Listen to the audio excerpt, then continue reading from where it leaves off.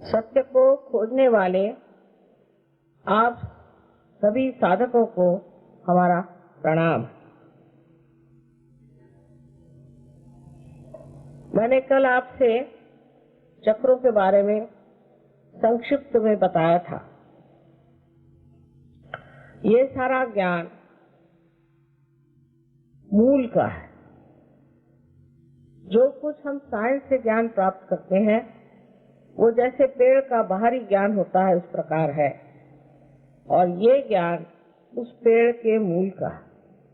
विदेशों में जो कुछ भी खोजबीन हुई है वो सब बाहर बाह्य में हुई, और वो इस प्रकार बढ़ गई कि आज वहाँ पर यह आशंका हो रही है कि ये पूरा सिविलाइजेशन कहीं खत्म न हो जाए। कारण उन्होंने अपने स्रोत को नहीं ढूंढा, अपने मूल को नहीं ढूंढा। ये मूल हमारे भारतवर्ष में है। इस मूल को अनादिकाल से अनेक दृष्टा, अनेक संत, अनेक सद्गुरु और अवतरणों ने वर्णित किया हुआ है, और हर एक धर्म में इसके बारे में चर्चा हुई है कि हमें विनाशी चीजों को छोड़ करके अविनाशी ऐसे अनंत को ढूंढना चाहिए। ये हमारे भारतीयता का मुख्य मूल मंत्र है कि जो कुछ भी संसार में अविनाशी चीजें हैं वो लगती हैं, प्रतीत होती हैं, लेकिन वो है विनाशी, और अविनाशी अभी तक ज्ञात नहीं, तो उसकी खोज करनी चाहिए। चक्रों के बारे में मैंने आपको कल बताया। आज मैंने कहा था 3 नाड़ी और आत्मा के बारे में मैं कोशिश करूंगी कि इस लेक्चर में बता दूं। लेकिन ये सब कुछ बतलाने से ही आपकी कुंडलिनी का जागरण होगा, इसकी कोई हामी नहीं। इसलिए मैं जो भी बोल रही हूँ उसको सुनने मात्र का आप कष्ट करें। उससे अपने को न्याय, अपना न्याय या अपने को भला बुरा कहने की बात नहीं। सिर्फ आप सुनिए और उसके बाद देखा जाएगा कि आपकी कुंडलिनी जागृत होती कि नहीं। तो हमेशा मैं देखती हूँ कि जब भी कभी मेरा लेक्चर चाहे हिंदुस्तान में हो या बाहर हो, लोग पता नहीं क्यों इस न्यून भावना से बैठते हैं कि पता नहीं हमारी कुंडलिनी जागृत होगी कि नहीं, हमने तो ये गलती की, हमने तो वो गलती की। इसलिए शुरू ही से मुझे आज कहना है कि ये भावना को निकाल करके ही आप मेरा भाषण सुने। तो कल मैंने आपको ऊपर के चक्रों के बारे में बताया, और आज मैं सोच रही हूँ कि आपको मैं 3 नाड़ियों के बारे में बताऊं जो हमारे अंदर कार्यान्वित है।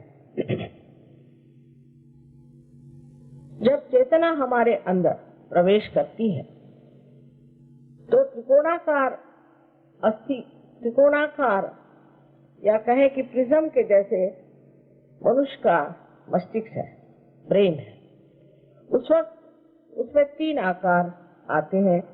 उसमें से एक तो सीधे ही पूरी की पूरी जैसी है वो हमारे अंदर घुस करके और त्रिकोणाकार अस्थि में बैठ जाती कुंडलिनी, और बाकी की 2 शक्तियां जो कि हमारे मस्तिष्क में 2 तरह की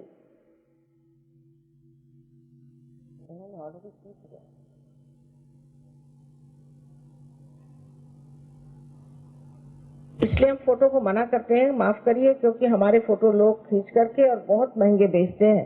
तो मैं ये नहीं चाहती कि मेरे फोटो लोग उस पर कुछ बिजनेस करें, क्योंकि इसका कोई बिजनेस तो हो नहीं सकता। इसलिए मैं मना करती हूँ कि कोई मेरा ऐसा फोटो न ले जो लोग इसका व्यवसाय करते हैं फोटो का।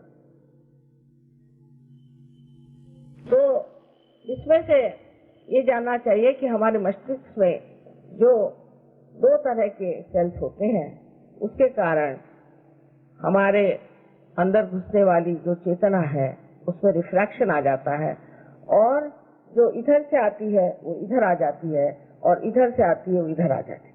माने जो लेफ्ट से आती है वो राइट की तरफ आ जाती है, और जो राइट से आती है वो लेफ्ट की तरफ जाती है, और जहाँ ये दोनों मिल जाते हैं वहीं पर आपका आज्ञा चक्र बना हुआ। अब ये जब हमारे शरीर के अंदर घुसती है तो उसका बहुत सा भाग, क्योंकि इस तरह आई हुई, उसका बहुत सा भाग तो अंदर चला जाता है और उससे कहीं अधिक भाग बाहर की तरफ आ जाता है इस चेतना का। और इस वजह से मनुष्य जब किसी चीज को देखता है तो उस पे वो रिएक्ट करता है, उसके ऊपर उसको विचार आते हैं। कोई भी चीज को देखते साथ उसे विचार आएगा, और वो विचार उसके अंदर घुसते हैं, और उस विचारों से ही आप जैसे देख रहे हैं कि हमारे अंदर ईगो और मन ऐसी दो भावना है। जब हम संस्कारों से बहुत ज्यादा प्लावित हो जाते हैं या हमारे अंदर बहुत सारे संस्कार भरे जाते हैं तो हमारे अंदर लेफ्ट साइड का मन, जिसे कि सुपर ईगो कहते हैं, बनता है। और जब हम बहुत ज्यादा ये विचार करते हैं कि फ्यूचर में क्या करना है, आगे क्या करना है, मैंने ये किया, मैंने वो किया, इस तरह की अहंकार की जो भावना है वो आपके अंदर दूसरी साइड में आ जाती है। किंतु इसकी नाड़ियां बिल्कुल उल्टी दिशा में। इसीलिए जब मनुष्य को पैरालिसिस होता है तो आपने देखा होगा कि अगर उसके सर में क्लॉट कर लेफ्ट में आया हो तो उसका पैरालिसिस राइट में होता है। अब ये जो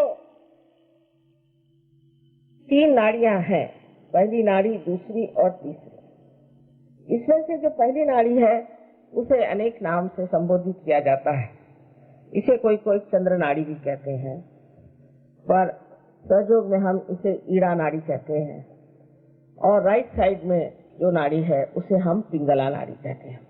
उसको बहुत से लोग सूर्य नाड़ी भी कहते हैं, और वास्तविक इन दोनों पर चंद्र और सूर्य का ही प्रभाव है।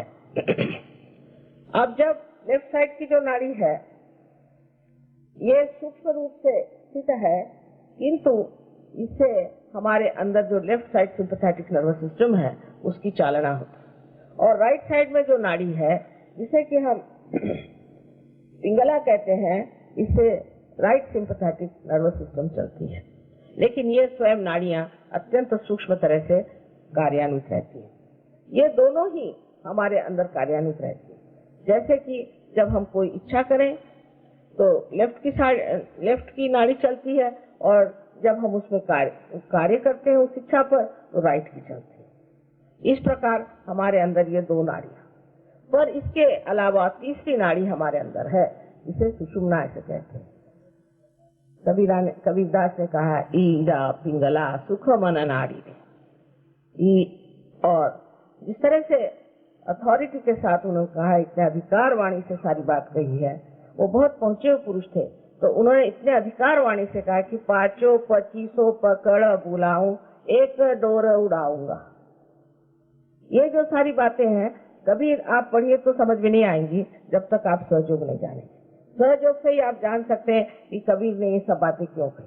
औरों की भी बातें, जैसे ज्ञानेश्वर जी पे इन्होंने पूछा था कि आप बात करिए, तो ज्ञानेश्वर जी ने अपने ज्ञानेश्वरी में 6ठे अध्याय में कुंडलिनी का पूर्ण वर्णन किया कि एक जैसे कोई सांप का बच्चा हो, इस तरह जैसे कोई सांप नहीं होता, मतलब हर एक शक्ति जो है इसी तरह से सांप के जैसी चलती, तो वो जिस तरह से अपने को लपेट कर बैठ जाती है, ऐसी ये जगदम्बा कुंडलिनी हमारे अंदर बैठी हुई है। पर उसके बाद लोगों को इसका ज्ञान नहीं था कि कुंडलिनी क्या चीज है, तो उन्होंने कहा कि ये 6ठा अध्याय हमारे लिए निषिद्ध है, तो कोई पढ़ता ही नहीं था, कोई जानता ही नहीं था कि क्या चीज है। इसी प्रकार अनेक साधु संतों ने इसके बारे में बताया हुआ कि हमारे अंदर 2 नाड़ियां तो ईड़ा और पिंगला है, और बीच की जो है सुषुम्ना नाड़ी है।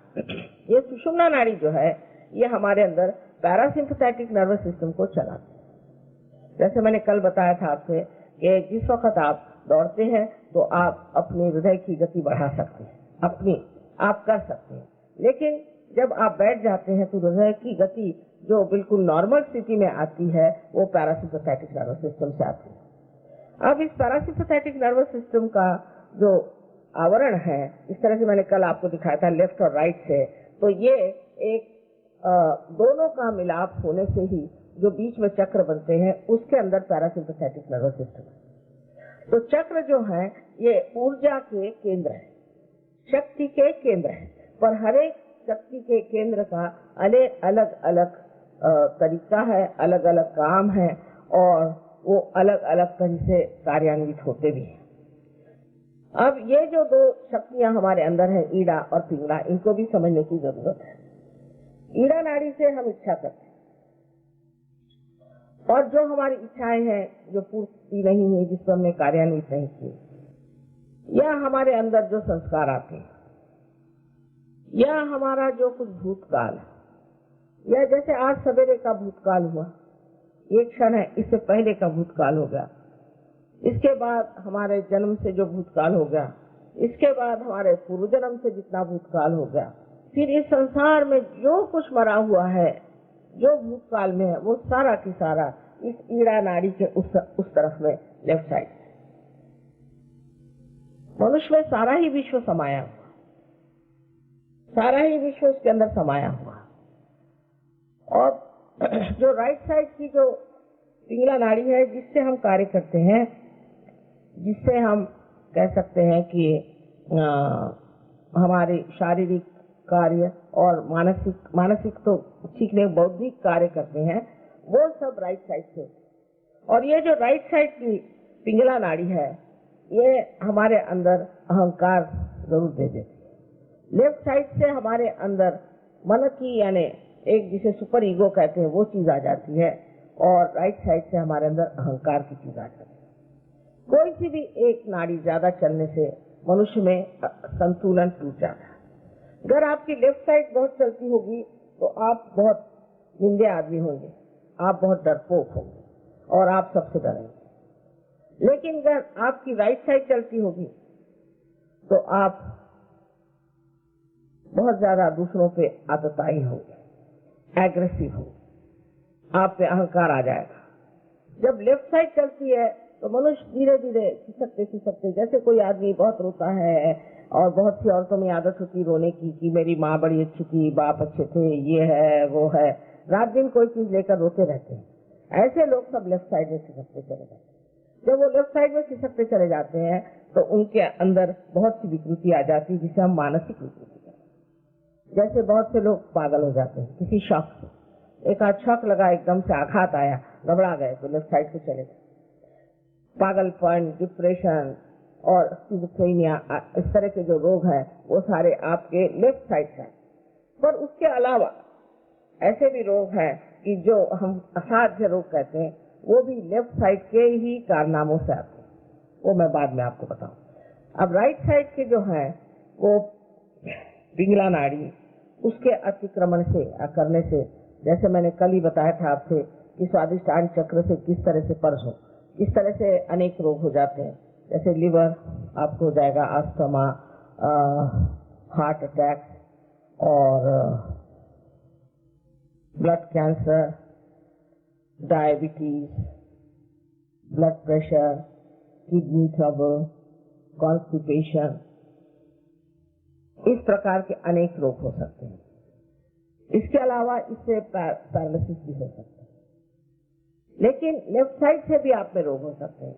जबकि लेफ्ट साइड आपके अंदर चलती है तो आप एक तरह से लिथार्जिक, माने आलसी, आपके सब ऑर्गन्स हो जाते हैं। उसके कारण होने वाले रोगों में अनेक से रोग हैं, जैसे एलर्जीज आ जाए आपके अंदर में, या आपके अंजाइना, कोई सी भी स्लगिशनेस जिसको कहते हैं, उससे ये रोग होते हैं। पर सबसे जो बुरी बात है तो लेफ्ट साइड में जाने से मनुष्य जो है उसमें कोई कर्तृत्व नहीं रह जाता और वो हमेशा दुनिया से डरते रहता है, भागते रहता है और वो बेकार हो जाता है। अब इसमें जो लेफ्ट साइड में जो चक्र है उसमें अपने चक्र की लेफ्ट साइड भी है और राइट साइड। इसमें से महत्वपूर्ण चक्र मैं तो सोचती हूँ कि लेफ्ट स्वादिष्ठान, जहाँ पर कि आपने अगर कोई अनधिकार चेष्टा की हो, यानी आप किसी गलत गुरु के सामने गए और उसके सामने चरण छूने के लिए झुक गए। आजकल उनको कहते हैं ना चरण छू महाराज, वैसे चरण छू महाराज गए आप, उनने चरण छू, उनके चरण छू, उसके चरण छू, वो सारे जाकर के आपके लेफ्ट स्वादिष्ठान में बैठ जाते हैं कि आपको वो ट्रांस में डाल देगा, मिसमराइज कर देगा, कोई ऐसी बातें पढ़ा देगा इससे तो कोई हर्ज नहीं कि आपके पैसे भी लूट ले, लेकिन उसके अलावा वो आपको पगला देगा। थोड़ी देर में आप देखिएगा कि रास्ते पे आप भीख मांगते थे। ये लेफ्ट स्वादिष्टान की बीमारी जो है ये बहुत लोगों को होती है, विशेषकर अपने भारतवर्ष में, जहाँ की ये गुरु लोग इस कदर निकल आए हैं कि समझ में नहीं आता कि ये एक को पकड़ो तो दूसरा निकलता है, दूसरों को पकड़ो तो तीसरा निकलता है। बेअंदाज ये गुरु लोग आ गए हैं। उसकी वजह ये कि हम इतने अज्ञानी हैं, हमारे अंदर ज्ञान नहीं है कि हम जाने। अभी आपने गुरु का वर्णन सुना कि गुरु क्या है, मोक्ष मूलम, जो आपको मोक्ष देता है वही गुरु है। उसके वर्णन के अनुसार कितने लोग गुरु बनेंगे सो बताइए, कितने लोग, और वो चैतन्य में होना चाहिए। उसकी जितना भी वर्णन है वो जब तक नहीं हो तो क्या जरूरत है कि आप हर एक आदमी के सामने हाथ जोड़े। अगर किसी ने आपको नाम दिया, उसके लिए आपने रुपया पैसा भी दिया, सब व्यवस्थित हो गया, लेकिन जा करके उसकी तकलीफ बैठ गई आपके लेफ्ट स्वादिष्टान। लेफ्ट स्वादिष्टान जब आता है तो बच्चे नहीं हो सकते औरतों को, पहली चीज बच्चे नहीं हो सकते। लेफ्ट स्वादिष्टान में जब कोई ऐसी तकलीफ हो जाए तो बच्चे हो ही नहीं सकते, और ऐसी औरतें हर समय रोती रहेंगी, परेशान रहेंगी, बाधित रहेंगी, कभी कभी बहुत बिगड़ भी जाएंगी, उनको समझ भी नहीं आएगा क्या। अब अपने देश में और एक, पता नहीं महाराष्ट्र में ज्यादा, यहाँ कम होगी, कि औरतों के अंदर देवी आती। अब देवी आई तो हूँ करती है वो लोग। नौकरानियों के अंदर देवी आने के लिए देवी की भी कोई अकल होती है, उसको झेलना कोई आसान चीज है देवी की शक्ति को, कि वो नौकरानियों के अंदर आ जाती। और ये नौकरानियों का जीवन आप देखिए तो वो बताती क्या है कि घोड़े का नंबर, भगवान को घोड़े के नंबर से क्या करना है। पर हमारी अकल इतनी खराब है कि कर कोई आदमी बताए कि भाई तुम्हारा रुपया कहाँ गड़ा पड़ा है, तुम्हारे ये कहाँ है, तो हम लोग उसको सोचते हैं कि वाह वाह वाह कितना बड़ा आदमी, कितना महान आत्मा है, उसने हमें रुपए की बात बताई। जिनको रुपए में, डायमंड्स में, इसमें उसमें इंटरेस्ट है, या उससे आपको चाहते हैं कि आपको इम्प्रेस करे, ऐसे गुरु हो ही नहीं सकते। ये तो कुगुरु है। और गुरु एक होते हैं कि जो कुछ भी नहीं जानते हुए ऐसे ही बैठ जाते हैं, लेकिन ये तो कुगुरु है, दुष्ट गुरु। और कुछ कुछ तो ये राक्षस ही है कि जिस तरह से लोगों को बर्बाद किया जाए। आपको भी अपनी बुद्धि को इस्तेमाल करना चाहिए और सोचना चाहिए कि जो परमात्मा की बात करे, जो परमात्मा से मिला है, वही सदगुरु हो सकता है। अब ये लेफ्ट स्वादिष्टान की बात आपको मैंने बताई, इसी तरह हर एक चक्र पे इसका असर आता है कि लेफ्ट नाभि पर जो है, लेफ्ट नाभि जो है ग्रह लक्ष्मी का स्थान, क्योंकि लक्ष्मी तत्व है, मैंने आपसे कहा था ये ग्रह लक्ष्मी का तत्व है। घर में अगर आपकी ग्रह लक्ष्मी है और आप उसको अच्छे से ट्रीट नहीं कर रहे हैं, खासकर उत्तर हिंदुस्तान में तो पता नहीं औरतों की इज्जत ही नहीं होती। फिर एक से एक जो निकलती हैं तो ऐसी कि उनको कोई संभाल नहीं सकता, फिर वो हो ही जाती है कमाल की। लेकिन जब तक दबती रहेंगी तो इतनी दबती है कि जैसे उनके अंदर कोई व्यक्तित्व ही नहीं है। ऐसे दो ही मैंने तरीके देखे, और ये पुरुषों की कृपा है कि वो समझ नहीं पाते कि स्त्री ये कितनी बड़ी चीज है, उसके अंदर शक्ति स्वयं प्रकाशित होती है, और उसके साथ इस तरह का व्यवहार करना इतनी गलत बात है। उससे बच्चे खराब जाते हैं, उससे आपके सारे घर की शांति खराब जाती है। और सबसे तो बड़ी बात यह है कि हमारे अंदर जब गृह लक्ष्मी का तत्व खराब हो जाता है तो कैंसर, इसको ब्लड कैंसर कहते हैं, वो होने की आशंका होती है। क्योंकि स्त्री जो है वो आपका लय बांधती है। घर की स्त्री जो है, मतलब स्त्री भी वैसी होनी चाहिए। यत्र नारया पूजन्ते तत्र रमन्ते देवता। जहाँ पे स्त्री को पूजा जाता है वहाँ पर ही देवता रमण करते हैं, पर स्त्री भी पूजनीय होनी चाहिए। वो भी अगर पूजनीय नहीं हुई तो वो भी किस काम की। ऐसे पूजनीय स्त्री की बात सुनना और उसको अपने लय पे, जैसे उसकी लय है, जैसे आप खाना खाने बैठे तो पंखा जलती है, उसकी लय, उसका टाइम, इस वक्त आप खाना खाइए, इस वक्त आप बैठिए, इस वक्त आप सोइए। लेकिन आजकल के जमाने में लोग इस कदर अपने काम में मशगूल रहते हैं, उनको लगता है कि हमारा काम जो है उससे ही हम आज राजा बने। ये नहीं जानते कि गृह लक्ष्मी का भी आशीर्वाद इसमें है। और फिर जब वो इस तरह से भागते दौड़ते रहते हैं, सब हेक्टिक लाइफ, उसी में ब्लड कैंसर की बीमारी। और भी अनेक बीमारियां स्त्रीन की होती है कि समझ लीजिए ऐसी कोई स्त्री हो तो उसके बच्चे जब पैदा होते हैं तो उनका स्प्लीन ही काम नहीं करता, उनको हर बार ब्लड ट्रांसफ्यूजन देना पड़ता है। अनेक तरह की इसकी गुपित बातें हैं जो होती रहती हैं, जो आपके समझ में नहीं आती और डॉक्टरों के तो बिल्कुल समझ में नहीं आएगी, क्योंकि उनको गृह लक्ष्मी किस चीज से खाती यही नहीं मालूम। ये स्थान बहुत ही सुंदर है कि जो गृह लक्ष्मी का स्थान है और जहाँ गृह लक्ष्मी को मानना चाहिए। लक्ष्मी के अष्ट लक्ष्मी करके उनके 8 रूप माने गए हैं, पर है तो अनेक, पर उसमें से अष्ट लक्ष्मी। अष्ट लक्ष्मी से जो गृह लक्ष्मी का एक अंग है, राज्य लक्ष्मी है, ऐसी अनेक लक्ष्मी है, लेकिन जो विशेष करके जो एक बहुत महत्वपूर्ण चीज एक घर, खानदान, फैमिली के लिए होती है, वो गृह लक्ष्मी। और आज भी मैं यही कहूंगी कि हिंदुस्तान की औरतों की कमाल है, उनकी मर्यादाओं की कमाल है कि उन्होंने हमारे समाज को व्यवस्थित रखा है। नहीं तो आप बाहर जाकर के देखिए, 10-10 हस्बैंड को डिवोर्स करती हैं और ऐसे ठिकाने से बच्चों को पहुंचा देती कि बच्चे सीधे जा करके कहीं अनाथालय में पड़ जाते। तो ये चीज हमारे यहाँ आप समझने की है कि हमें उस रास्ते पर नहीं जाना। हमें अपने घर, हमारी फैमिली, इनको ठीक से रखना है और अपने गृह लक्ष्मी को व्यवस्थित रख के और उसका भी मान होना चाहिए। अब ये चीज दिखने में ऐसी लगती कि माता जी क्या कह रहे हैं, पर यही एक बड़ा स्त्री धर्म जो है ये बहुत जरूरी चीज है। इसीलिए हमारे यहाँ धर्मों में एक पति धर्म, पत्नी धर्म बहुत बड़ी चीज मानी जाती है। सहयोग में जो लोग संन्यास लेते हैं उनको हम पार नहीं कर सकते। सन्यासियों के लिए कोई सहयोग में जगह नहीं। आपको विवाहित होना चाहिए और अगर अविवाहित हो तो ये कहना पड़ता है कि मैं विवाहित हो जाऊंगा। यहाँ पर ऐसे लोगों के लिए स्थान नहीं है कि जो अपने ऊपर काशाय वस्त्र पहन करके दुनिया भर में कहते फिरे कि मैंने सन्यास ले लिया, ये है वो है, और अपने शरीर को तकलीफ देते हैं। उसके बाद में जो ऊपर का चक्र आप देख रहे हैं लेफ्ट साइड में, वो है हार्ट का चक्र। ये लेफ्ट साइड का चक्र जो है ये आपकी जो हार्ट है उसी को समान है, हार्ट के ऑर्गन को देखता है। अब लेफ्ट हार्ट मनुष्य में कब होता है? जब वो अपने काम में बड़ा मशगूल है, बहुत कार्य करता है, इतना ज्यादा कि बिल्कुल वो सोचता है कि इसके सिवा कोई नहीं, मैं तो कर्म कर रहा हूँ, मैं तो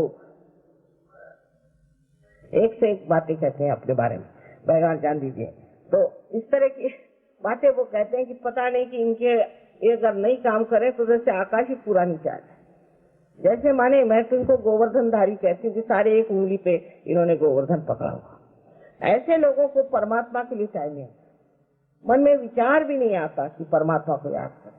फिर कभी कभी जब बहुत ज्यादा काम होता है तो उसके साथ में कुछ तो भी और चाहिए रिलैक्सेशन, तो फिर शराब पीते हैं, फिर और भी धंधे हैं और भी बहुत सारे काम उसके साथ बराबर चलते रहते हैं। तो उस वक्त वो कहते हैं कि साहब अब हम क्या करें, हम बहुत काम से थक जाते हैं तो हमें धंधे करने पड़ते। परमात्मा के लिए उनको टाइम नहीं, ये सब धंधे करने के लिए उनको टाइम है, पार्टियों में जाने का टाइम है, शराब पीने का टाइम है और हर प्रकार की गंदगी उठाने के लिए उनके पास टाइम है। अब जब इस तरह के मनुष्य हो जाता है तो परमात्मा को भूल ही जाता है और अपने हृदय में आत्मा का रूप, हृदय में आत्मा है, और जब तक हम अपने हृदय के आत्मा की ओर नजर भी न करें तो वो गायब हो जाता है और तभी आपको हार्ट अटैक आ जाता है। तो जिस आदमी को, अतिकर्मी को हार्ट अटैक आता है उसको सिंपैथी की जरूरत नहीं, उसको डांट की जरूरत है। उसको ये कहना चाहिए कि आप काम करना कम करिए और थोड़ा परमात्मा में ध्यान करिए, परमात्मा की ओर मुड़िए। ये कि मुझे अब मैं बहुत काम कर रहा हूँ और मैंने ये किया वो किया है, आपने जैसा काम करके ये भारतवर्ष बना के रखा है उसके लिए नमस्कार। ये क्या सुंदर भारतवर्ष बनाया हुआ आपने। मैं 18 साल लंदन में रही हूँ, 16 साल में तो इसकी काया ही पालट हो गई। न जाने यहाँ कैसे कैसे लोग आ गए जो बड़ा ही काम कर रहे हैं, किसी को मिलने की उनको फुर्सत ही नहीं, और जब उनको देखिए तो घोड़े पे सवार, लेकिन ये घोड़ा है कि क्या है पता नहीं, कि हर जगह डिस्ट्रॉय ही कर रहा है, हर जगह खत्म करा जा रहा है। ऐसे लोगों से ये विनती है कि थोड़ा नीचे उतरिए, थोड़ा रुक के देखिए। लोग पागल जैसे आप दौड़े जा रहे हैं, ऐसे दौड़ने की कोई जरूरत नहीं। फिर दूसरी चीज, पैसों के पीछे, जो पैसों के पीछे लग गए तो किसी तरह से पैसे खर्चते हैं, किसी तरह से पैसे लेने, किसी तरह से ये करना, ऐसे लोगों को बहुत जल्दी हार्ट अटैक आता है, क्योंकि पैसे से कहीं अधिक परमात्मा है। फिर दूसरी चीज सत्ता, सत्ता चाहिए, ये सत्ता चाहिए, वो सत्ता, इसकी टांग खींच, उसकी टांग खींच, उसके गर्दन उड़ा, उसको बुरा कर, उसके बाद इसी में लगे। ये सत्ता के पीछे भागने वाले लोग भी शिकार हो जाते हैं और उनको भी हार्ट अटैक आता है। मैं तो देखती हूँ कि जितने भी लोगों को मैं जानती हूँ जो कि बड़े बड़े अफसर थे, मेरे पति भी उनके साथ थे, अधिकतर हार्ट, क्योंकि सब सोचते थे हम बड़ा भारी कार्य करें। करिए, कार्य करने में कोई हर्ज नहीं, लेकिन थोड़ा समय अपने लिए भी रखिए और अपने हृदय में परमात्मा को बसाइए, तो बहुत जरूरी चीज है, नहीं तो हार्ट अटैक इससे आता है। अगर मैं ये इलाज आपसे बताऊं तो आप विश्वास नहीं करेंगे कि माता जी कहते हैं कि आप हृदय में अगर परमात्मा को बसा लें तो हार्ट अटैक नहीं है। इसके लिए जो मंत्र है वो ये है कि श्री माता जी मैं आत्मा, ये इसका मंत्र है। किसी को भी हार्ट ट्रबल हो, अगर वो इस मंत्र को कहे कि मैं आत्मा हूँ, पूर्ण विश्वास के साथ में 10 मिनट बैठ करके, ये नहीं कि फाइल जब लिख रहे हैं तब, वो तो खोपड़ी पे फाइल लिए लोग चलते हैं, एरोप्लेन में फाइल लिए चलते हैं, कोई जगह ही नहीं जहाँ फाइल लेने के चलते, और फाइलों से जो निकला हुआ धुआं है वही मैं देख रही हूँ सब। जिन लोगों को हार्ट की शिकायत है वो ये जान ले कि उनको इसी तरह से कहना है। हाँ, अंजाइना वगैरह जो चीजें हैं वो दूसरी तरह से आती है, जो लेफ्ट साइड से ही आती है आपको, जबकि लेफ्ट साइड से आपका विशुद्धि चक्र पकड़ता है। जिस वक्त आप हमेशा ये फील करते हैं कि मैं गिल्टी हूँ, मैंने खराबी की, मुझे नहीं करना चाहिए था, वही मैंने अंग्रेजी भाषा में कहा कि उठे बैठे सॉरी, फोन आएगा तो सॉरी, किसी से थप्पड़ लगेगी तो सॉरी, उसको मारेंगे तो सॉरी, किसी को मर्डर करेंगे तो सॉरी। इस तरह से सॉरी कहने से वो चीज जाती है। मनुष्य को जो है ये सोचना चाहिए कि जो सत्य है, जो रियलिटी है, उसको हमें देखना है, उसे भागना नहीं। मनुष्य अपने अहंकार में किसी को दुख देता है और फिर कहता है सॉरी, उससे कोई फर्क नहीं पड़ने वाला। देखना चाहिए कि मैंने ऐसी बात कही क्यों, और ऐसे मेरे अंदर ऐसे विचार क्यों आए, और अगले वक्त से मैं ऐसे विचार नहीं करूंगा। ये बेहतर है बनिस्बत इसके कि एक बार सॉरी करके उसमें एक छाप लगा दिया, फिर बार बार वही काम करते रहे। और जब ऐसा लोग करते हैं तब आप देखिए, आपको आश्चर्य होगा कि ये चक्र पकड़ जाता है। मैं गिल्टी हूँ, मैं गिल्टी हूँ, मैं गिल्टी हूँ, I am very sorry, I am very sorry, I am very sorry, उससे ये चक्र पकड़ता है। और ये चक्र पकड़ने से ही अनजाना जैसी बीमारियां हो जाती है, क्योंकि इस चक्र के पकड़ने से हृदय का जो प्रवाह है खून का, वो ब्रेन तक नहीं जाता, और इसलिए मनुष्य को ये बीमारियां इस तरह की हो जाती है, जिसमें कि उसका हार्ट लिथार्जिक हो जाता है और बढ़ते जाता है, बेचारा कोशिश करता है ढकेलने की, पर इस पकड़ की वजह से वो चढ़ नहीं पाता। उसके बाद जो उसके ऊपर का चक्र है आज्ञा, ये दोनों ही चक्रों में, दोनों ही नाड़ियों से संबंधित है। पीछे की तरफ ये आज्ञा यहाँ पर जाती है, यानी लेफ्ट साइड से आज्ञा पीछे आती है, और सामने जो आती है इसे हम लोग राइट आज्ञा कहते हैं, जो कि ये ईड़ा नाड़ी से यहाँ पर आती है। अब देखिए कि जब ये पीछे का चक्र पकड़ जाता है तो मनुष्य को अनेक तरह की तकलीफें होती है। पहले तो बचपन में ही उसको चश्मा लग जाता है, उम्र के साथ चश्मा लग जाए तो ठीक है, लेकिन बचपन में ही उसे चश्मा लग जाता है। ये तो छोटी सी चीज है, पर इसके अलावा अनेक बीमारियां हो जाती हैं, जैसे ट्यूमर सर ब्रेन में हो जाएगा, या उसके ब्रेन में कोई ऐसा दोष आ जाएगा कि उसका ब्रेन वर्क ही नहीं करेगा, या वो बिल्कुल निर्बुद्ध हो जाएगा, या वो रिटार्डेड हो जाएगा। छोटे छोटे बच्चे भी पैदा होते हैं रिटार्डेड ब्रेन होते हैं। ये सारा लेफ्ट आज्ञा से। और लेफ्ट आज्ञा की पकड़ अगर हो और लेफ्ट स्वादिष्ठान की पकड़ हो तो समझ लीजिए कि किसी गुरु के पास जाके है। कोई न कोई अनधिकार चेष्टा करने से, किसी भी गुरु के पास जाने से ये सारा की सारा लेफ्ट साइड पकड़ जाता है, इसमें तो कोई शक ही नहीं। और सबसे ज्यादा ये पकड़ता है, और ऐसे वक्त मनुष्य जो है एकदम उस आदमी के झांसे में आ जाता है। वो जो भी बात कहता है वाह वाह, कुछ भी वो आपको दौड़ाएगा वाह वाह वाह। आप सोच भी नहीं सकते कि ये गलत काम है, ये नहीं करना चाहिए। ये कौन होता है हमें सब कहने वाला? ये आपके दिमाग से ही बात चली जाती है, और आपके अंदर वो जिसको कहते हैं कि सूझबूझ वो रहती ही नहीं कि आप सोचे कि भाई क्यों हम इस आदमी के लिए इतनी मेहनत करें, हमारा इसने क्या भला किया है सिवाय हमारी जेबें खाली करी, और इससे हमारा कोई भला नहीं किया, हम क्यों इसके पीछे दौड़ रहे हैं। तो जब ये चक्र पकड़ जाता है तो आप जानते हैं कि लोग पागल हो जाते हैं। पागल आदमी का ये चक्र बहुत ज्यादा होता है और इसलिए आपको बहुत बच के रहना चाहिए ऐसी चीजों से जिसको कहते हैं ट्रांस, हिप्नोटिज्म। इस तरह की हिप्नोटिज्म भी कभी नहीं करना चाहिए।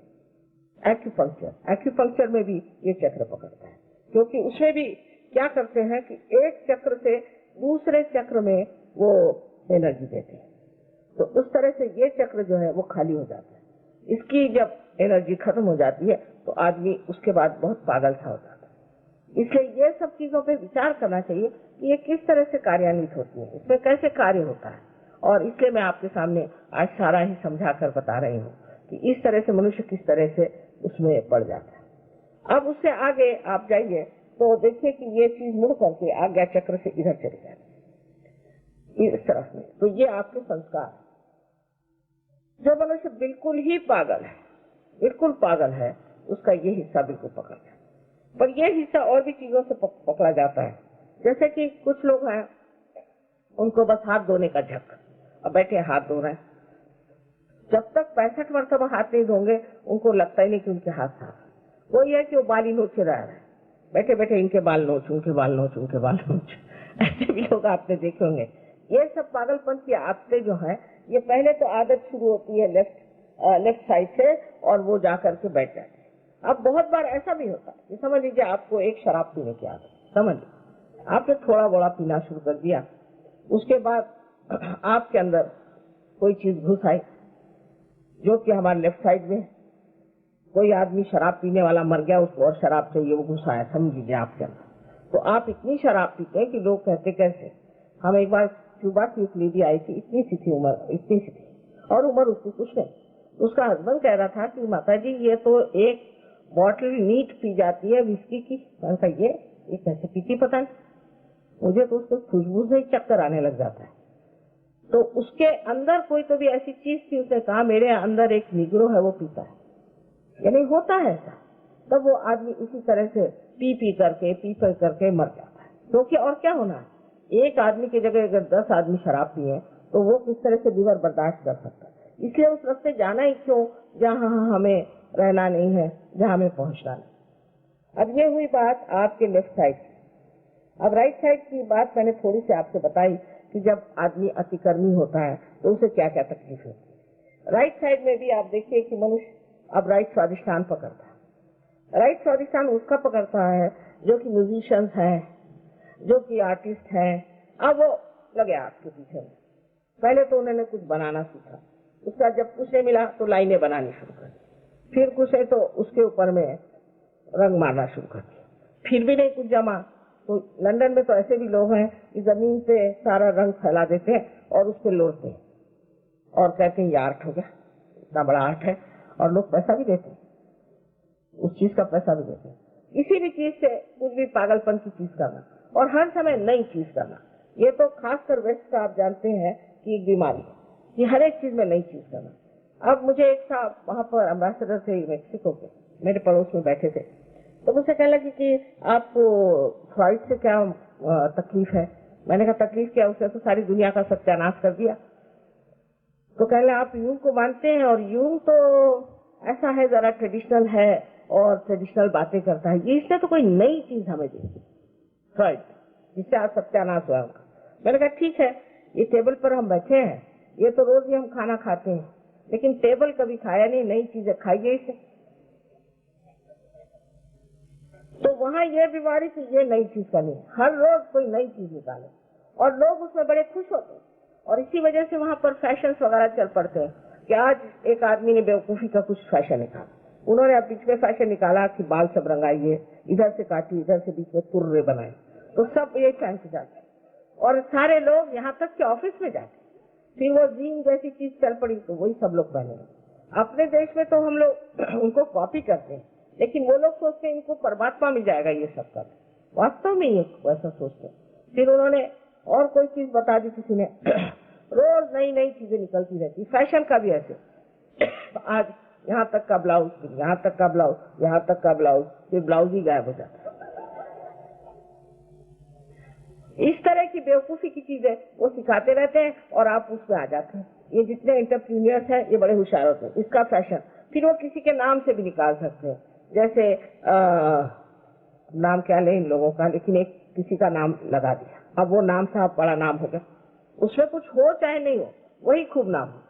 वहां पर ऐसी ऐसी चीजें उन लोगों ने चला रखी है कि मुझे बड़ा आश्चर्य होता है, लोग ऐसे बेवकूफ क्यों बनते हैं। किसी ने कोई नाम चला दिया होगा, फिर उसने बस वो नाम चलाया, एडवर्टाइज कर दिया, ये कर दिया, वो कर दिया। ये सब चीजें राइट साइड है कि हम किसी भी एडवर्टीजमेंट को देखें, अब तो ये पहनेंगे।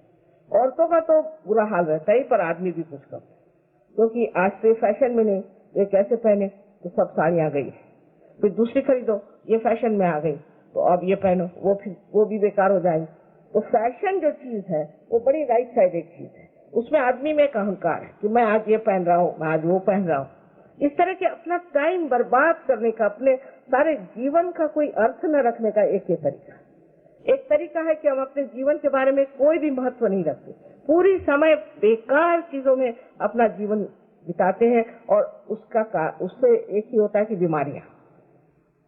अब ये टाइट पैंट शुरू हुई तो सबको बीमारी हो गई पैरों की, तो अब ढीली पैंट शुरू कर दी, इतनी ढीली कि उसके अंदर सब हवा जाती है। लंदन जैसी जगह तो इतनी ठंड है, वहां सब फिर दूसरी आर्थराइटिस शुरू होगा।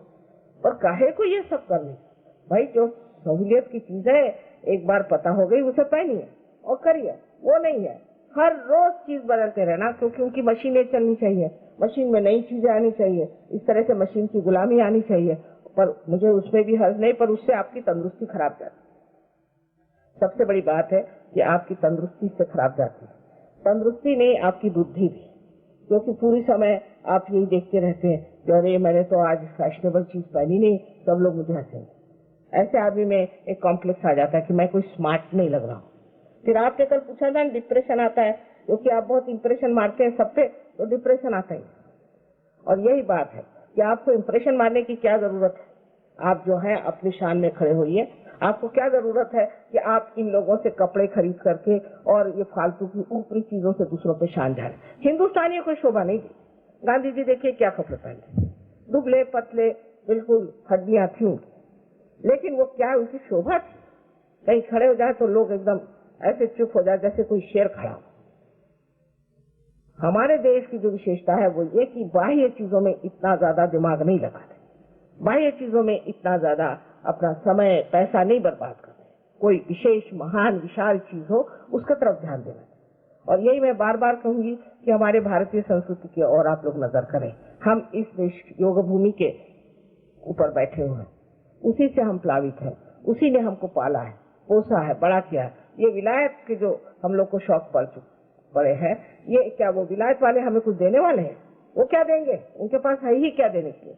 एक बार उन्होंने वहां से चावल भेजा, उसमें ऐसी चीज भेज दी कि उससे वहां एक घास निकल आया महाराष्ट्र में, उसका नाम उन्होंने कांग्रेस ग्रास रख दिया। वो सबको खाता चला, बड़ी मुश्किल से उसको ठीक किया। तो फिर दूसरी चीज गेहूं भेजा, उसमें ऐसी अजीब से बीजे भेजे कि वो बबूल, ऐसी बबूल निकली कि उस बबूल का कांटा बच्चे को लग जाए तो बच्चा ही मर जाए। ये लोग क्या देंगे? इनके पास देने की ताकत भी नहीं और दिल भी नहीं। हम लोगों को जो है उनको देना है, और हमको एक ठोस चीज देनी है हमारे अंदर। और ठोस चीज ये है कि हम जो है, हमारे लिए अहमियत, हमारे लिए इम्पोर्टेंट चीज वो है कि हमारी शख्सियत, हमारा व्यक्तित्व, जो कि हमारा अंदर से खिला हुआ प्रकाशित है, जो कि इस देश के हमारा ये एक बड़ा भारी वरदान है। ये हमारे देश का हमारे लिए धरोहर है, हमारा हेरिटेज है, जिसमें हम उठ सकते हैं और सारी दुनिया कल हमारे चरण छुएगी कि कहेगी कि वाह, ये है ना, सारे ऐसे ऐसे लोग खड़े हो गए। लेकिन उधर ध्यान नहीं। इसमें तो आश्चर्य की बात यह है कि जिनके बारे में बता रही हूँ वो प्रदेश के लोग हिंदुस्तानियों से कहीं अधिक जल्दी सहयोगी बन जाते और पक्के सहयोगी बनते। उनकी शक्लें आप देखें तो आप पहचान नहीं पाएंगे। ये भी एक अजीब दुनिया, जिस देश में सब कुछ इतना बड़ा है, इतना धन पड़ा हुआ है, इतनी चीज है, वो तो उस देश को नहीं समझते और बाहर वालों को बहुत समझ के उनके पीछे दौड़ते। और वो है कि वो सोचते हैं ये देश है कि क्या है। इस पर आपके लिए यही कहना है कि बाह्य चीजों में ज्यादा लपेटना, बाह्य चीजों की ओर ध्यान देना, और जो अंतरतम की चीजें उधर ध्यान न देने से ही राइट साइड बहुत चलती है और उससे दुनिया भर की बीमारियां होती है। अब आज्ञा चक्र पे आता है। आज्ञा चक्र जो सामने का होता है, ये बहुत चलने से मनुष्य विचार करता है, हर चीज का विचार। उसे लगता है कि अब उसे कोई चीज दिखाएगी, उस पर विचार करता है, ये क्या खरीदे कि वो खरीदे कि ये ले कि वो ले, जिसको कहते हैं कि चॉइसेस, चयन। चयन बहुत आ गया। पहले हम लोगों के जमाने में 4-5 साड़ियां बहुत होती थी। हम लोग जब जवान थे तो हम लोग तो 4-5 साड़ियां पहनते थे। अब तो चयन इतना आ गया, ये है ठीक तो वो नहीं ठीक, तो वो नहीं ठीक तो ये नहीं ठीक। सबसे ज्यादा आप अमेरिका का सोच लीजिए। अमेरिका में इतना चयन होता है कि हर टाइल फर्क होनी चाहिए, हर घर। एक मोटर में बैठे तो पहले पूछ लीजिए कि इसका दरवाजा कैसे खुलता है। न जाने कैसा हर एक मोटर का दरवाजा अलग तरह से खुलेगा। कहीं आप फंस गए तो निकल नहीं सकते। दूसरे उनसे पूछिए कि बाथरूम जा रहे हैं तो नल का कैसे खुलता है। कभी कभी तो ऐसा था कि पैर रखा और ऊपर से पानी धड़ा आपके साथ। ये नॉवेल्टी है उनके साथ। हर एक चीज फर्क बनाने की क्या जरूरत है। अगर आपको वहाँ शराब पिलानी है तो कम से कम पहले 1000 रुपए के, उनके 1000 पाउंड के प्याले खरीदने पड़ते हैं। इसके लिए अलग, उसके लिए अलग, उसके लिए, उसकी इतनी बड़ी डिक्शनरी है। इसमें क्या अरबिक पूछे, पीने का एक ही ग्लास होता, चाय के लिए चाहिए। हर चीज के अलग है। खाना खाने के लिए भी इसका चम्मच अलग, उसका चम्मच अलग। इस तरह से वो सबको अपनी मशीनरी के चीजों में लपेटने के लिए चल रहे हैं। मशीनरी हमारे लिए, हम मशीनरी के लिए नहीं। इसलिए बहुत ज्यादा मशीनरी के ऊपर भी दौड़ना बहुत गलत बात है। अपने हाथ की चीजें अपने देश में बढ़िया से बढ़िया बनती है और इतना बढ़िया हमारे यहाँ काम होता है, उसे हमें पहनना चाहिए और उसमें खास चीज माननी चाहिए कि कितनी आराम की चीज है। अब ये है कि प्रदेश में जैसा नायलॉन बनता है वैसे हमारे यहाँ बना है। काहे के लिए चाहिए? इस नायलॉन से इतनी बीमारियां लोगों को हो गई। वही प्लास्टिक हमें बहुत पसंद है। हमारे यहाँ के पीतल के बर्तन नहीं चाहिए। पीतल के बर्तन ठीक नहीं, वही प्लास्टिक ठीक है।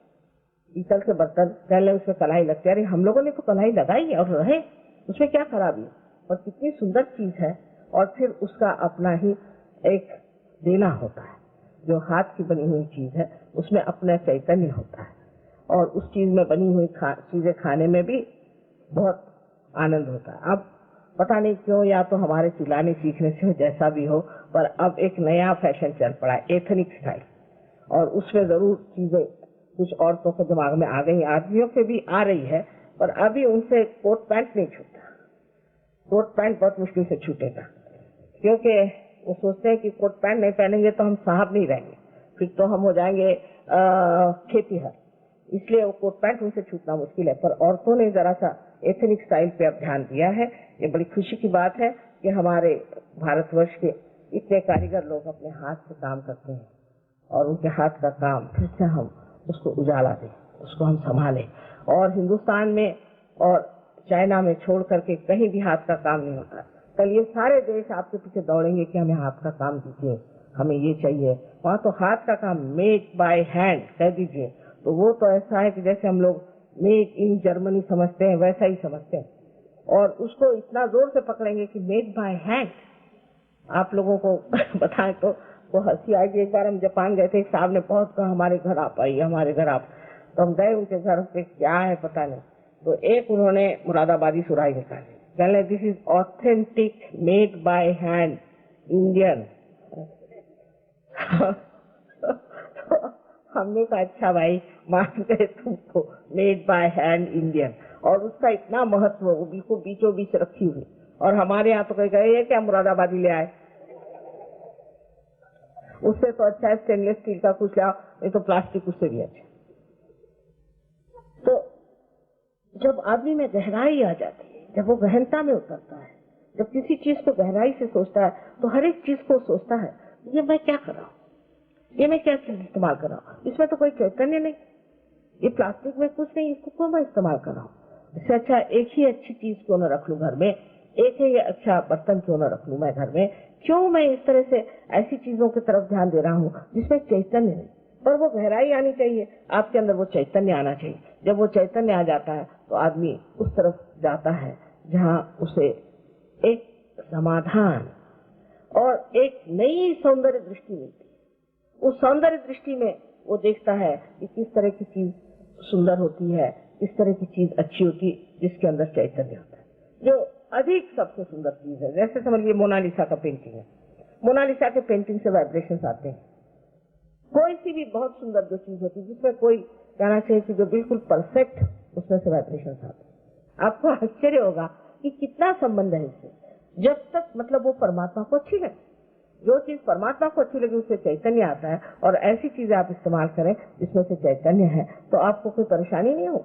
लेकिन उधर ध्यान देने के लिए पहले आपको सहयोगी बनना पड़ेगा और जानना पड़ेगा सहयोग क्या है। तब आप समझ सकते हैं कि आप अब उस संवेदनशील स्थिति में पहुंच गए जहाँ पर कि आपको चैतन्य क्या है ये जाना जाएगा। अब करीबन मैंने सब चक्र बताया। एक सहस्त्रार छोड़, सहस्त्रार में आपके मैंने बताया था 1000 नाड़ियां हैं, और वो ये जो आपको बीच में जगह दिखाई देती है उसके चारों तरफ 1000 नाड़ियां हैं, और ये संवेदनशील है हमारे आनंद के लिए। जिस वक्त हम आत्मा को प्राप्त करते हैं तो हमारे अंदर जो आनंद की अनुभूति होती है वो इसी ब्रेन के उसी हिस्से में होती है जिसे हम लिम्बिक एरिया कहते हैं। और जो हमारा चित्त आलोकित हो जाता है, चित्त जो आलोकित हो जाता है वो भी इसी जगह से कार्यान्वित होता है। जैसे कि आत्मा के लिए कहा गया है कि ये चित्त और आनंद ये सभी का मेन है। लोग कहते हैं आनंद और चित्त कैसे? सच्चिदानंद, सत फिर और सत भी हो सकता। सत्य कैसे आनंद दे सकता है, और चित्त कैसे आनंद दे सकता है, और आनंद जो चीज है वो कैसे मिल सकती है। मतलब लोगों के दिमाग में इसके बारे में भ्रांति सी आ जाती है। अब सच्चित आनंद की जो बात है आत्मा की तो ऐसी है कि जब आपकी ये लिम्बिक एरिया जागरूक हो जाती है तो आप सत्य को जानते हैं, क्योंकि आपके हाथ से चैतन्य बहने लग जाता है। फिर आप किसी की और भी ऐसा हाथ करेंगे तो आप जान जाएंगे कि इस हाथ उंगली में पकड़ आ रही, इस उंगली में पकड़ आ रही, क्या इसकी तकलीफें हैं, कौन सी इसकी श्रेणी है, ये आदमी अच्छा है कि बुरा है, ये आप उस चैतन्य से जान जाए। माने आप केवल सत्य को जान सकते हैं। यहाँ बैठे बैठे आप जान सकते हैं कोई भी आदमी जो बहुत दूर है कि आप उस आदमी के बारे में सब कुछ इस तरह से जानते हैं कि वो इतना दूर होते हुए उसकी कौन सी तकलीफें हैं, उनके चक्र कौन से पकड़े हुए हैं, उनको क्या परेशानी। और अगर आपको सहयोग में आप बिल्कुल पूरी तरह से प्रवीण हो जाए तो आप उसको ठीक भी कर सकते हैं और उनकी दशा भी ठीक कर सकते हैं। ये तो लिम्बिक एरिया में ही ये कार्य होता है जहाँ आप केवल सत्य को जानते हैं। मतलब ये कि जब आपका चित्त किसी भी इंसान की तरफ जाता है, किसी भी इंसान की तरफ जाता है तो आप उसके बारे में जान सकते हैं, पहली बात। दूसरी बात, इतना ही नहीं कि आप जान सकते हैं, लेकिन दूसरी बात यह है कि अगर आपका चित्त उसकी ओर गया तो आप उसको कार्यान्वित कर सकते हैं। यानी जैसे समझ लीजिए टेलीविजन में आप किसी इंसान को देख रहे हैं तो वहां से प्रसारित हुआ वो एक चित्र हमारे सामने आया, लेकिन वो चित्र सिर्फ टेलीविजन में ही रहता है, उसमें से निकल के कुछ कार्य नहीं करता। पर ये जो चित्र है ये जब आप इसको प्रोजेक्ट करते हैं तो वो जा करके कार्य भी करता है। जैसे आपने किसी के बारे में सोचा कि यह आदमी है, कैसा होगा क्या, फौरन आपका चित्त वहां जाकर कार्य करे। क्योंकि ये जो सारा ईथर आप जिससे रेडियो वगैरह चलाते हैं, इस ईथर की जो सूक्ष्मता है वही परम चैतन्य भी है। अरे पूर्ण परम चैतन्य नहीं, किंतु ईथर की भी सूक्ष्मता वही है। तो यहाँ से जब आप किसी के बारे में सोचेंगे, आपका चित्त जाएगा तो आप जानिए कि आपने उसे ठीक कर दिया, उसकी हालत ठीक कर दी। फिर ऐसे आदमी की नजर तक बहुत कमाल है, क्योंकि उसकी नजर में कोई, जिसे आपने उनके बारे में पूछा था ज्ञानेश्वर जी के, निरंजन पहाड़े, उन्होंने कहा आंख कैसी निरंजन, माने उसका कोई रंजन ही नहीं, देखती मात्र, देखना मात्र होता है, उससे कुछ लस्ट ग्रीड कोई चीज नहीं, देखना मात्र। निर्विचार में आप देख रहे हैं उस चीज को। जब आप निर्विचार में देख रहे हैं, समझ लीजिए ये कारपेट यहाँ बिछा बड़ा सुंदर है, अच्छा है, अगर ये मेरा कारपेट हो तो मुझे फिक्र लगेगी कि ये खराब हो जाए। अगर आपका कारपेट है तो आप परेशान होंगे कि ये इनका कारपेट है। पर समझ लीजिए अगर ऐसी दशा है कि मैं सिर्फ इसको देखना, निरंजन देखना करूं, इस कारपेट को सिर्फ देखती ही रहूं और कोई विचार ना आए, तो इसको बनाने वाले का जो आनंद है पूरा मेरे ऊपर से गंगा जी जैसे बहना शुरू होता है। आप मानिए होता है। आपने कल देखा कि आपके हाथ में ठंडी ठंडी हवा आ गई, आपके सर से भी ठंडी हवा निकली, तो ये चीज होने की होती है और ये घटित होती है। पर इसके लिए सुषुम्ना नाड़ी जो है बीज की, इसके अंदर से ही ये कार्य होता है। सुषुम्ना नाड़ी जो है इसके ही अंदर ये 3.5 इसमें से लपेटा हुआ, जैसे एक कागज को आप 3.5 इसमें लपेट दे, इस तरह की चीज है। उसके बराबर बीच की जो ब्रह्म नाड़ी है उसमें से ही कुंडलिनी निकलती है, और जब वो निकलती है और इसको ब्रह्मरंध्र को छेद कर बाहर निकल आती है, तो आपको आश्चर्य होगा कि उस वक्त आपके आत्मा का जो प्रकाश है आपके चित्त में आ जाता है, और इसीलिए आपके चित्त से आप बहुत चीज कार्य कर सकते हैं। अब दूसरी चीज ये है कि सत्य आप कैसे जानते हैं, क्योंकि आपका लिम्बिक एरिया जो है वही एनलाइटेंड हो जाता है और आपके हाथों में आप सत्य जान सकते हैं। और आनंद ऐसी चीज है कि उसमें सुख और दुख ऐसी दो चीज नहीं, केवल आनंद मात्र होता है। कोई भी चीज को आप देखते हैं तो जैसे कोई नाटक देख रहे हैं, नाटक का जैसा एक आनंद होता है, लेकिन किसी भी सांसारिक चीज से आनंद नहीं मिलता, सिर्फ अपने आत्मा से। आत्मन ने आत्मना तुष्ट, आत्मा से ही आत्मा तुष्ट होता है। अपने आत्मा से ही जो प्रकाश आता है उसका जो आनंद है, तो जैसे कबीरदास जी ने कहा कि फिर अब मस्त हुए फिर क्या बोले। जो मस्ती आ जाती है तो क्या बोले, उस मजा में क्या बोलने का रह जाता है। और दूसरे तो कुछ समझते भी नहीं, क्या समझ आऊं, सब जगह अंधा तो अच्छा है, अपना ही मजा उठाते बैठे। लेकिन अब ऐसा रहा नहीं जाता, इसलिए हम भी मेहनत कर रहे हैं कि आप भी उस मजे को उठा लीजिए जिस मजे में हम हैं।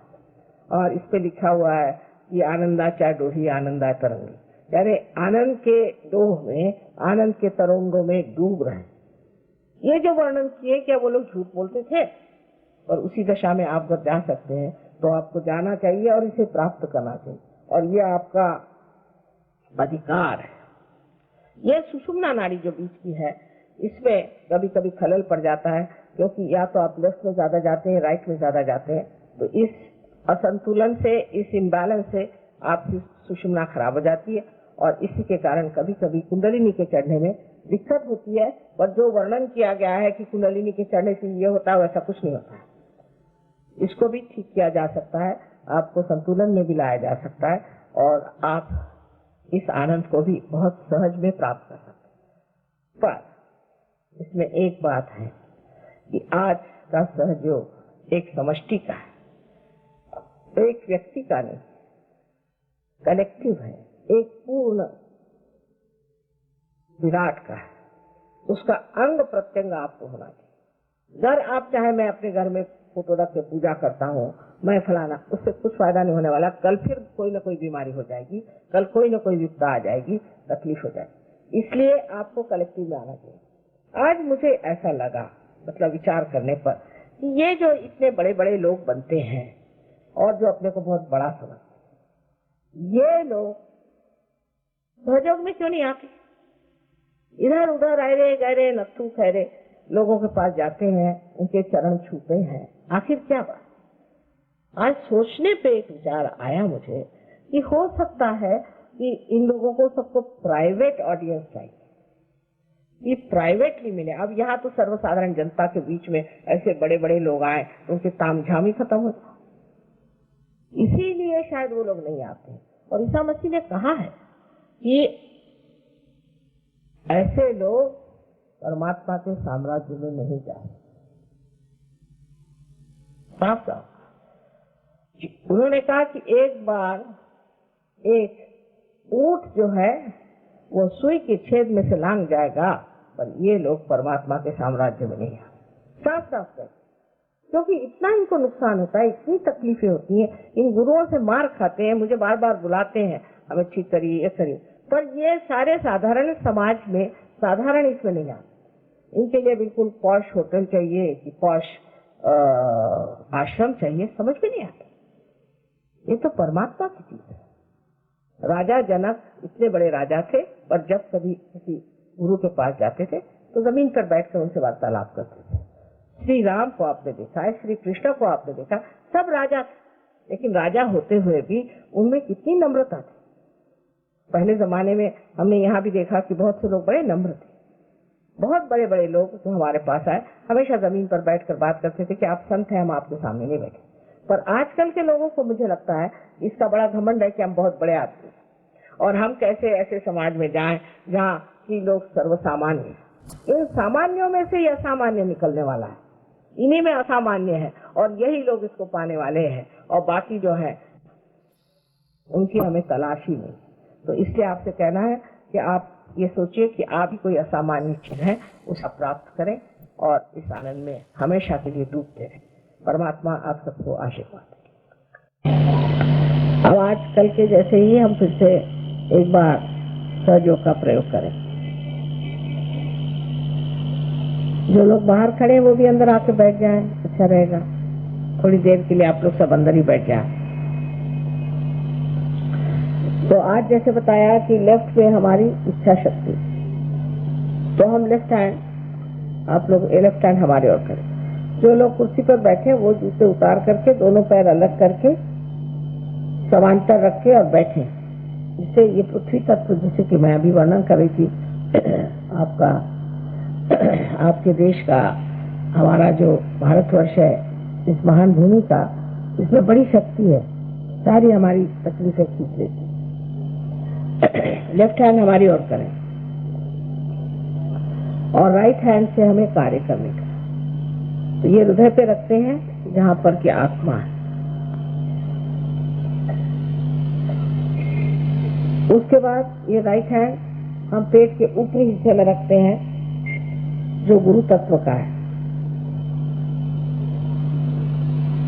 और यही राइट हैंड हम लेफ्ट साइड में ही सारा काम कर रहे हैं। पेट के निचले हिस्से में रखते हैं जो शुद्ध विद्या का है। शुद्ध विद्या वो है जो हमारे नस नस में समाती है और जिससे हम सत्य को जानते हैं और प्रभु के जो कुछ कायदे कानून है वो हमारे हाथ से बनते जाते हैं।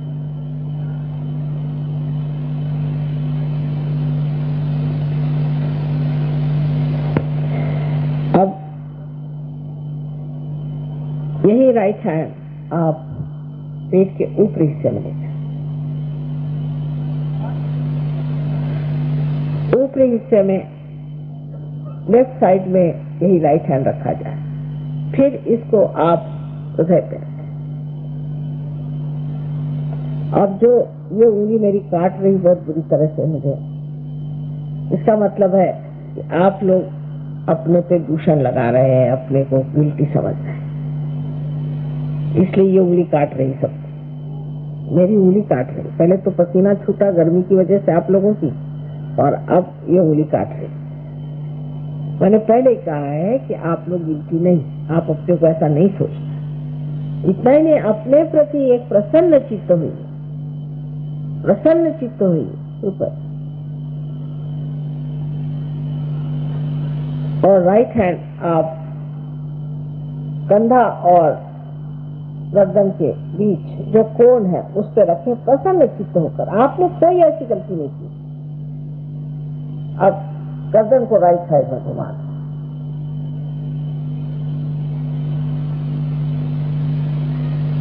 अब इसके बाद ये राइट हैंड आप अपने माथे पर ऐसा आड़ा रखें, आड़ा रखें और दोनों तरफ से दबाएं।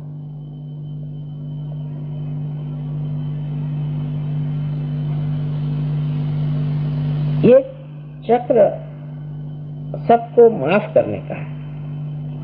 इसके बाद ये राइट हैंड सर के यहाँ पिछले हिस्से में, यहाँ पर, बहुत नीचे नहीं, यहाँ पर रखें और सर को ऊपर उठा करके ऊपर की ओर इस हाथ पर फेर लें। ये आज्ञा चक्र का पिछला हिस्सा मैंने जो भी बताया था। इसके बाद ये सहस्त्रार है हमारा, इस हथेली को तान लें, उंगलियां पीछे की तरफ। इसका जो बीच का हिस्सा है इसे सर जरा झुका करके तालू पर आप रखें और उसे घुमाएं और इसे दबा कर घुमाएं।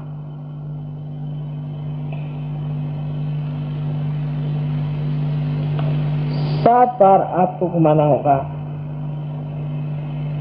अपने स्कैल्प को, अपने सर की चमड़ी को 7 बार घड़ी के कांटे जैसे आप घुमाएंगे।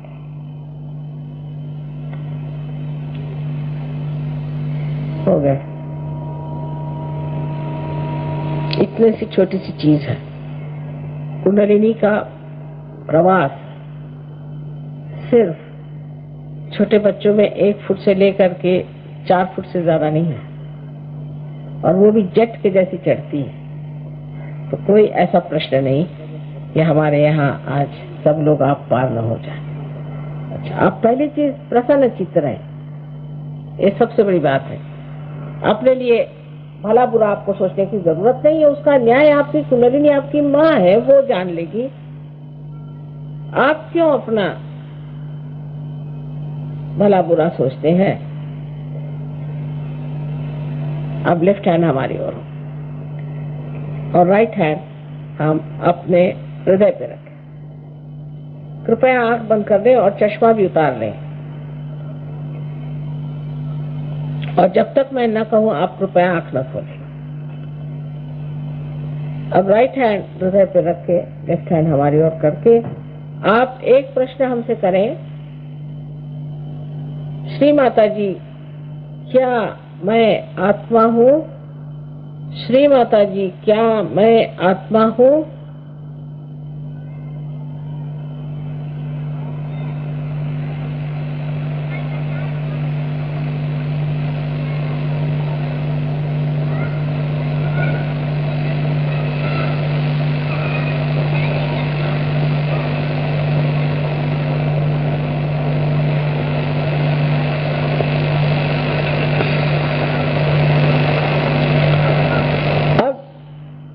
ये सवाल 3 बार पूछने के बाद आपको जानना चाहिए कि अगर आप आत्मा है तो आप अपने स्वयं के गुरु भी हैं, क्योंकि आत्मा ही प्रकाश देता है।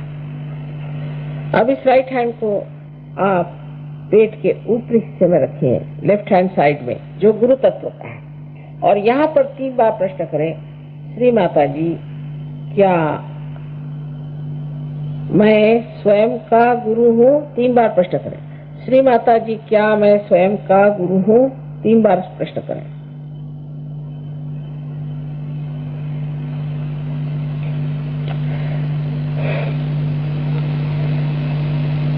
अब अपना राइट हैंड पेट के निचले हिस्से में लेफ्ट साइड में आप रुपया रखें। अब यहाँ पर मैं आपके ऊपर शुद्ध विद्या लाद नहीं सकती, यह आपको अपनी स्वतंत्रता में मांगना होगा। इसलिए कृपया कहिए, श्री माता जी मुझे आप शुद्ध विद्या दीजिए। 6 मर्तबा कहें, क्योंकि इस चक्र में 6 पंखुड़ियां हैं।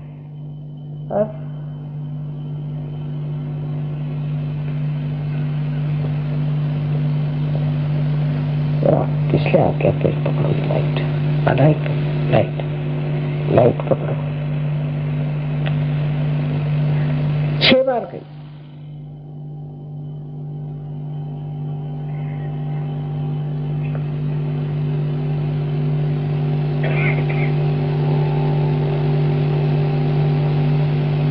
ये कहते ही साथ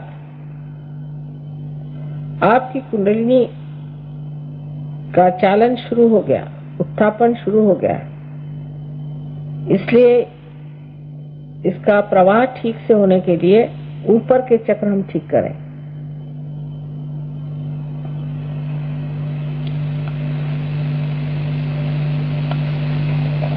पेट के ऊपरी हिस्से में लेफ्ट हैंड साइड पर गुरु तत्व पे हम अपना राइट हैंड रखें और लेफ्ट हैंड हमारे ओर करके,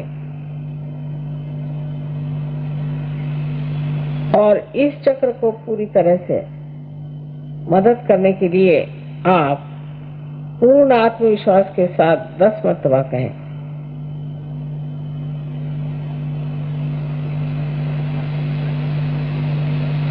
श्री माता जी मैं स्वयं का गुरु हूँ।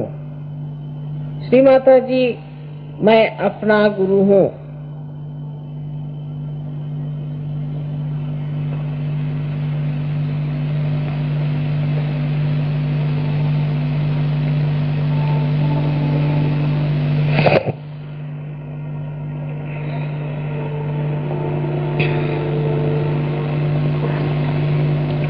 चलिए सेंटर हार्ट में ये 10 बार कहिए, क्योंकि हमारे अंदर 10 गुरु तत्व हैं। Centre heart, centre heart.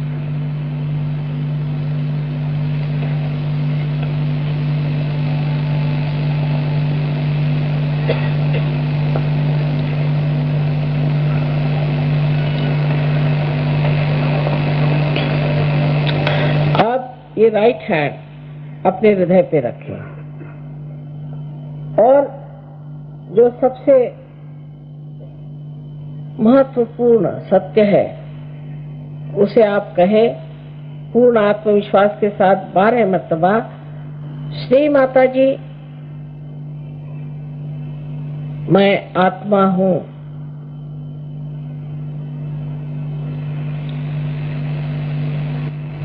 Shri Mata जी मैं आत्मा हूँ।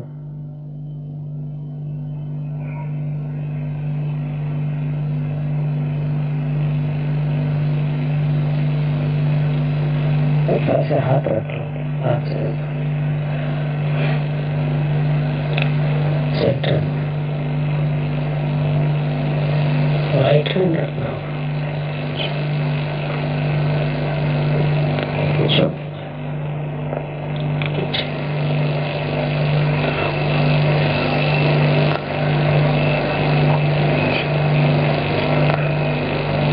अब ये राइट हैंड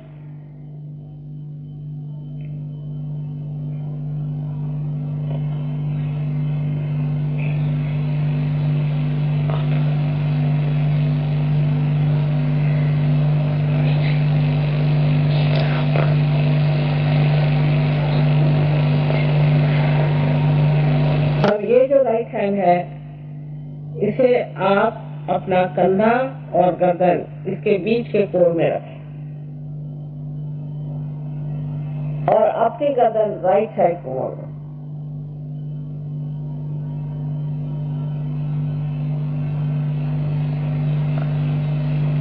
आप जानते हैं कि ये चक्र अपने को दोषी समझने से होता है, लेकिन आप जानिए कि परम चैतन्य जो है वो सागर है, प्रेम, शांति, आनंद का, और सबसे अधिक वो क्षमा का सागर है। इसलिए आप कोई ऐसी गलती नहीं कर सकती जो वो क्षमा नहीं कर सकती। इसलिए आप 16 मर्तबा कहिए, श्री माता जी मैं दोषी नहीं हूँ। श्री माता जी मैं दोषी नहीं हूँ।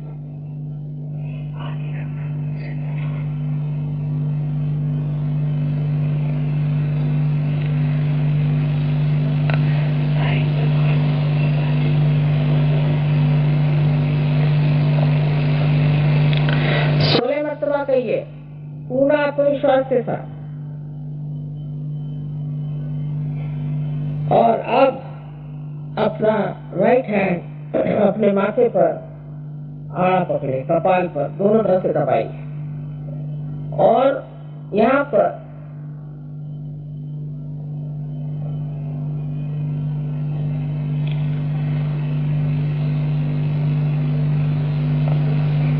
आपको ये कहना है कि श्री माता जी मैंने सबको एक साथ क्षमा कर दी।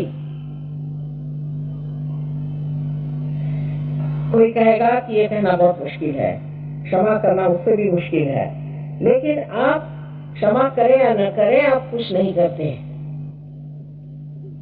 और ये भ्रम है। लेकिन आप क्षमा नहीं करते हैं तो आप गलत हाथों में खेलते हैं। इसलिए आप सबको एक साथ क्षमा करें। पूर्ण हृदय से करें, कितने बार की बात नहीं।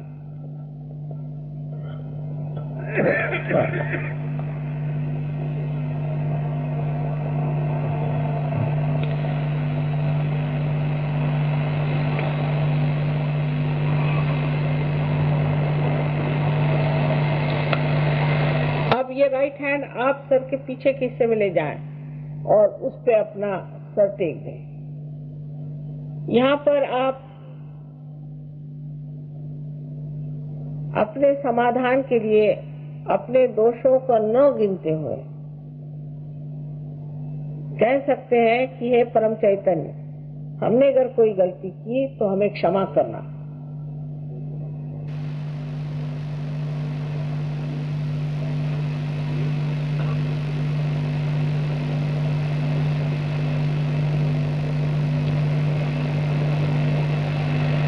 ये भी अपने पूर्ण हृदय से कहें।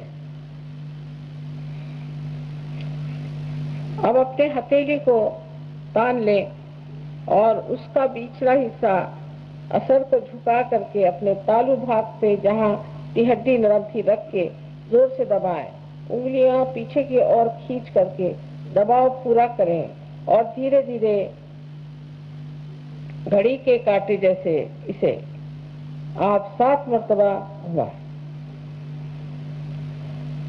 धीरे धीरे इस वक्त भी मैं आपकी स्वतंत्रता का मान करती हूँ और इसलिए आप पर आत्म साक्षात्कार लादा नहीं जा सकता। इसलिए आपको कहना होगा कि श्री माता जी, मुझे कृपया आप आत्म साक्षात्कार दीजिए। 7 मरतबा कहें और मैं इस वक्त प्रणव फूकूंगी, इससे कि कुंडलिनी बाहर आ जाएगी।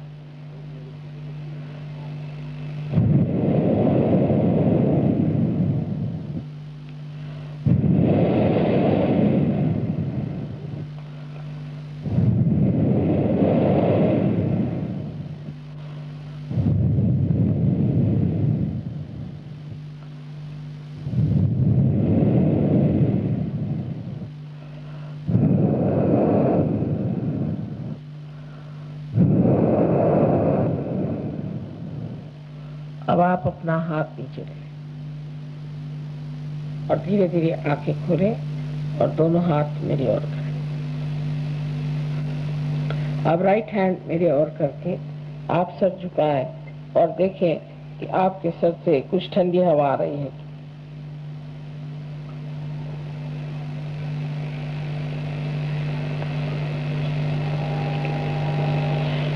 अब लेफ्ट हैंड मेरी ओर और राइट हैंड से देखें कि आपके अंदर कोई ठंडी हवा आ रही है।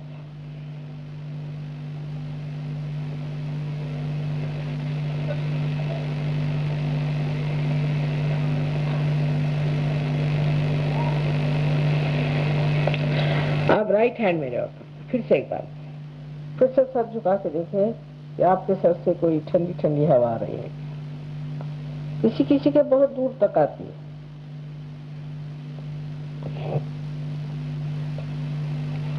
अब दोनों हाथ आकाश की ओर उठाएं और गर्दन पीछे करें और आप एक प्रश्न पूछे कि श्री माता जी, क्या ये परम चैतन्य है? श्री माता जी, क्या यही परमात्मा की प्रेम की शक्ति है? ये प्रश्न 3 बार करें।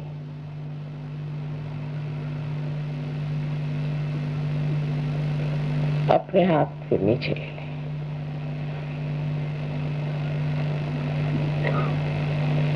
नीचे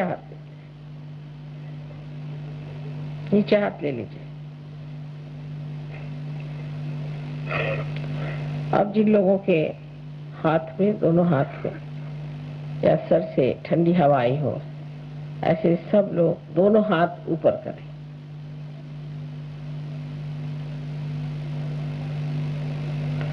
अधिकतर बाप रे सबकी सभी लोग पार हो गए। आपको सबको अनंत आशीर्वाद है। आप सब पार हो गए, संत हो गए हैं, लेकिन अभी अंकुरित हुआ है। इसका वृक्ष बनाना है, इसलिए संगठित रूप से ही, कलेक्टिवली ही ये कार्य हो सकता है। ये जान लेना चाहिए और अपना सब अहंकार, आलस्य छोड़ करके कृपया आप सब लोग जहाँ जहाँ प्रोग्राम होते हैं अपने अपने सेंटर्स पे जा करके अपनी वृद्धि करा लें। मैं अगले साल आऊंगी दिल्ली फिर से, तो आशा है कि आपके बड़े बड़े वृक्ष खड़े होंगे।